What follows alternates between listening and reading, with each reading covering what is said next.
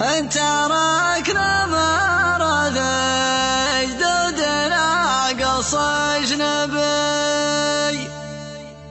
من 3 شهور وعلى المزايا في ركود راعي علوم الكورونا يسولف ويهابي وحنا كل ما زادت اصواتهم زدنا صمود انت تركنا مرض جدودنا قص اجنبي نفتخر بالولا نحسب حساب الحسود خلي شاعة الكورونا يروجها الغبي هذه سمحة الوجيه. بسم الله الرحمن الرحيم. أيها الحفل الكريم، أيها المتابعين الأعزاء، سعد الله مساءكم بكل خير وبركة. نحييكم أجمل تحية من هنا من ولاية جعلان بن أبو علي من المنطقة الشرقية جنوبي سلطنة عمان بميدان سيح الرمث في هذه الأمسية المميزة التي تشمل جميع ملاك الهجن والمضمرين بملتقى مميز لأول مرة.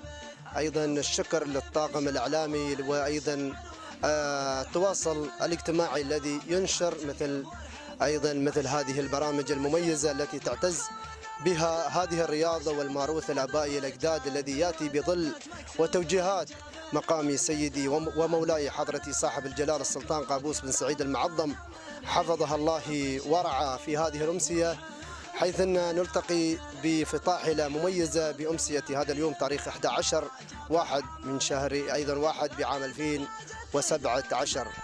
في هذه اللحظة أرحب بالضيوف الحلقة بأيضا عمالقة وملاك ومضمرين في هذه الرياضة. أرحب بالصغير بن عامر الزرعي، وأرحب بخميس بن سعيد الجنيبي وسالم بن سعيد الجنيبي وعامر بن خادم الزرعي، كما رحب أيضا بناصر بن علي الساعدي، ورحب أيضا بضيف الحلقة سالم بن علي الزرعي ومحمد بن سالم الزرعي، ورحب أيضا بعلي بن خادم الزرعي. أبو ناصر، في هذه الأمسية المميزة نعيش أجواء تراثي بدعم وتشجيع كما ذكرت من مولاي حضرة صاحب الجلالة السلطان قابوس بن سعيد المعظم حفظه الله ورعاه، الذي نسير بنهجه بهذا الموروث، وأيضا بشركة تطل بدعم هذا الموروث، فهي شركة داحس أيضا العالمية لسباقات الهجن. شو تقول في هذا الدعم في هذه الشركة؟ الحقيقة مثل ما أسلفت، أصحاب الهجن وناس المربين الثروة الحيوانية وأصحاب ملاك الأبل الحقيقة حصلوا على دعم من حكومة سلطنة عمان وتهيئة الاتحاد العماني لسباقات الهجن، يهيئ المراكز وشيء ملموس ومدروس وشيء يعني تشكر عليه جميع الجهات الحكومية.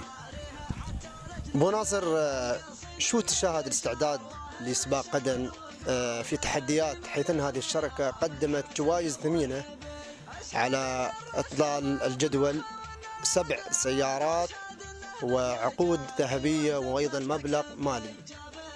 كيف تشاهد الاستعداد من ملاك الهجن قبل انطلاقة الشوط اللي إن شاء الله بإذن الله سيكون غدا؟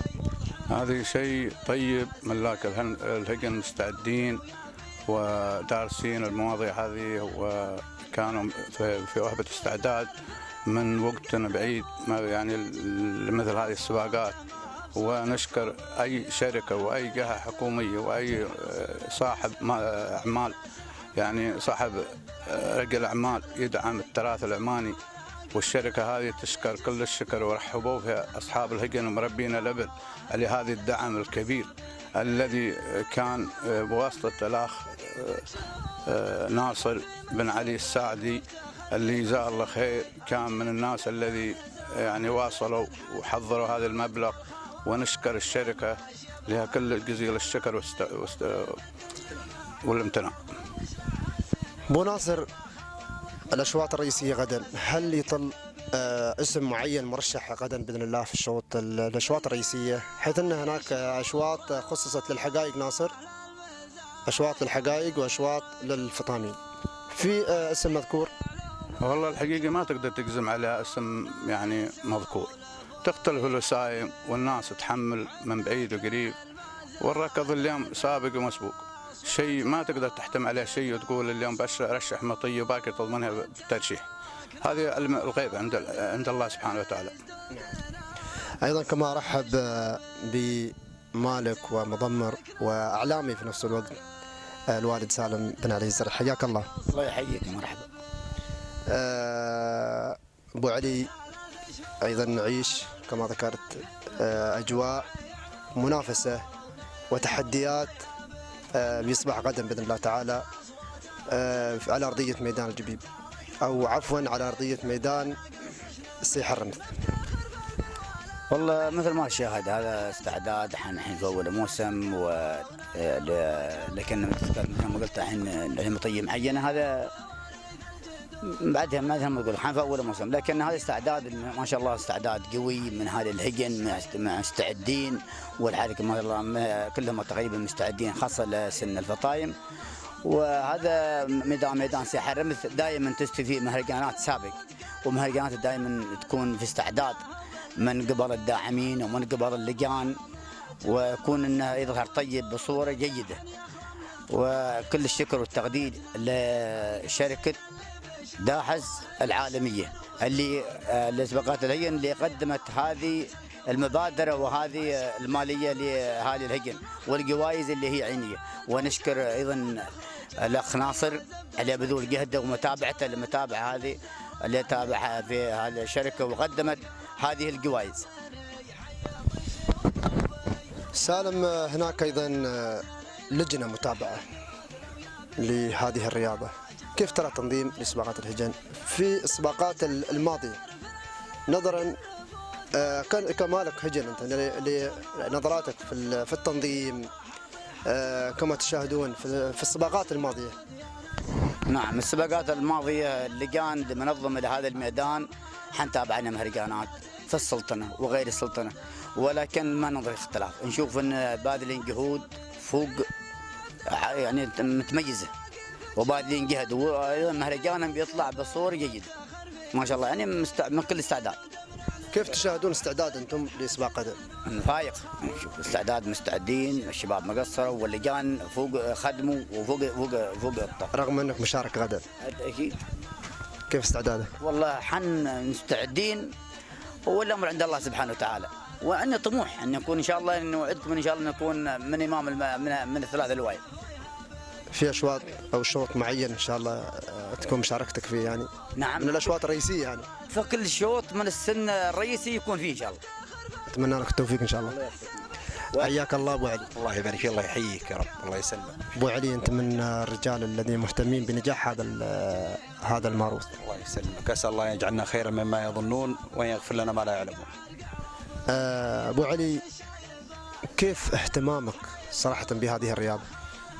والله احنا نقول انه احنا جينا متاخرين، ولكن جيتنا نتمنى من الله سبحانه وتعالى ان يوفقنا انه نواكب اللي انتم ماضين فيه قبلنا واهل الهجن ماضين فيه قبلنا، ولكن من عرفناهن قدمناهن على الروح وعلى المال وعلى الصحه وعلى لان فيهن سبحان الله افلا ينظرون الى الابل كيف خلقت، ففيهن فن وروح ورضا من الله سبحانه وتعالى. كرغم أنك مشرف على هذه الشارة، هناك أشواط خصصت على مدار 13 شوط، منها جوائز عينية عبارة عن سيارات، ومنها جوائز ثمينة عبارة عن عقود ذهبية وجوائز نقدية.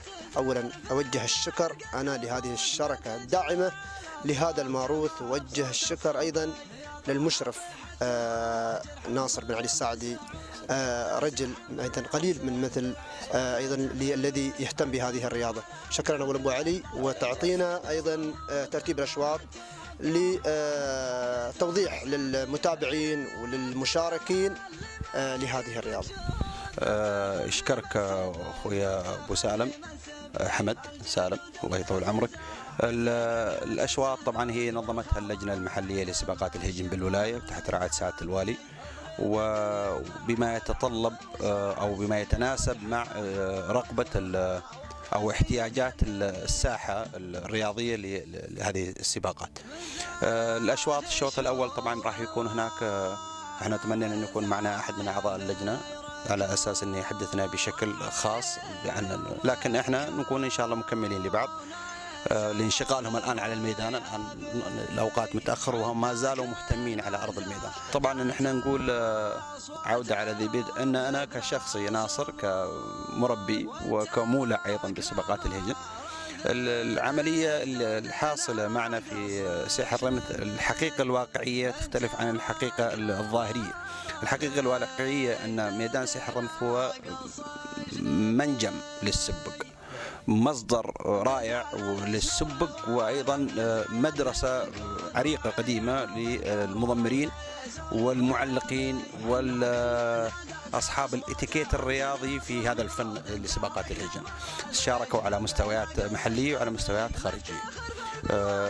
ميدان ساحة الرمث ميدان يتوجب منا نحن كدماء جديدة أن نشارك بكل ما أوتينا به من طاقة علمية اكتسبناها من هذا الوطن، إن كانت إمكانيات مادية وإن كانت إمكانيات ذهنية أو فكرية، والمبدعين موجودين على المستوى الرياضي وعلى المستوى أيضا المشاهد. كما ذكرت ناصر بأن عدد الأشواط 13 شوط. كلمة شكر تقولها قبل الختام؟ احنا نشكر رئيس اللجنه المحليه لسباقات الهجن سعاده الشيخ محمد بن عبد الله البوسعيدي والي جعلان بن ابو علي رئيس اللجنه المحليه لسباقات الهجن بالولايه، ونشكر اعضاء اللجنه بمن فيهم هم اعضاء المجلس البلدي. نشكر الشركه الداحس على هذا الدعم السخي. نتمنى من الشركات الموجوده في الولايه وفي السلطنه لمن ارادت مثل هذا الفخر لدعم هذا الموروث التراثي العماني ان يبادر الى مثل دعم هذه الشركه. الشكر موصول. قبل الختام لابد نشكر سالم بن علي الزرعي معلق ميدان ساحة الرمث الدايم، ونشكرك ابو احمد. راح يجيكم عظيم، جزاكم الله خير. مشكور. الشكر موصول للزملاء الذين شاركونا، والشكر لمحمد بن خميس، والشكر ايضا خميس بن سلطان، الشكر لسالم بن محمد. كما نشكر المشرف العام على هذه الشارة، والشكر للجنة المنظمة الذين نوجه لهم تحية صراحة. المجتهدين لا زالوا في التنظيم في الميدان، ونتمنى التوفيق للجميع المشاركين في الأشواط، ونتمنى أن حلقة خفيفة على المشاهدين. والشكر موصول لعدسة جعلان للأضواء الذي مجتهدة بنجاح هذا المهرجان، لها جزيل الشكر منا. تحياتي حمد بن سالم الزرعي. سوف نلتقى بإذن الله تعالى غدا في الأشواط الرئيسية، ونشكركم جزيل الشكر.